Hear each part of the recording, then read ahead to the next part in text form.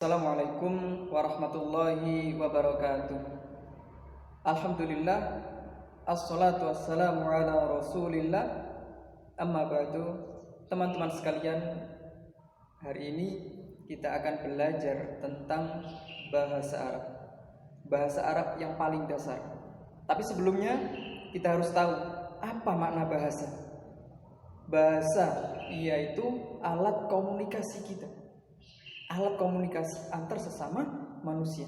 Nah, sekarang di sekolahan, di tiap-tiap sekolahan kita akan diajarin tentang berbagai bahasa. Ada yang pertama bahasa daerah, yang kedua ada bahasa Indonesia, ketiga ada bahasa Inggris, yang keempat ada bahasa Arab.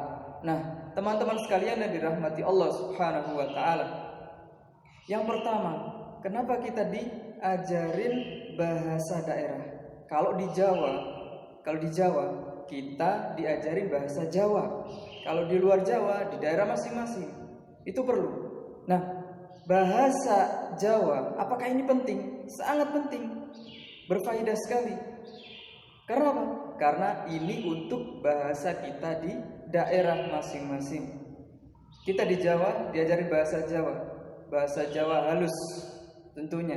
Ini untuk komunikasi kita dengan sesama orang Jawa. Nah, ini daerah. Nah, untuk bahasa Indonesia, kita diajarin bahasa Indonesia. Apakah ini penting? Sangat penting, karena ini bahasa nasional kita.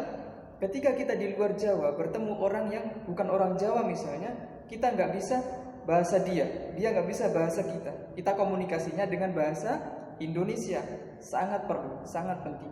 Yang ketiga, kita diajarin bahasa Inggris. Apakah ini penting? Penting sekali. Kenapa? Karena ini adalah bahasa internasional. Bahasa daerah adalah bahasa kita untuk daerah.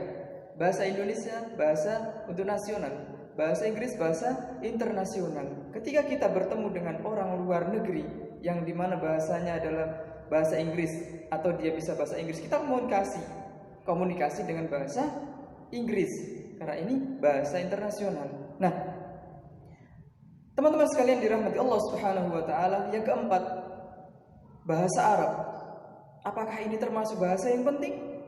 Kita lihat ketika kita di dunia, kita sebagai umat Islam, kita mengaji Al-Quran. Al-Quran juga bahasa Arab, dan kita kalau nggak bisa bahasa Arab, kita juga akan kesulitan untuk memahaminya.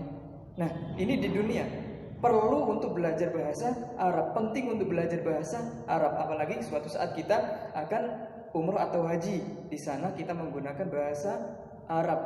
Nah, selain di dunia, nanti suatu saat di akhirat yang bahasa yang kita gunakan adalah bahasa Arab. Ketika di dalam kubur kita ditanya oleh malaikat, man rabbuka, man nabiyuka, dan lain sebagainya, itu malaikat bertanya dengan bahasa Arab. Tapi di sini seluruh bahasa itu sangat penting. Nah, kita pahami itu dulu, apa makna bahasa. Terima kasih.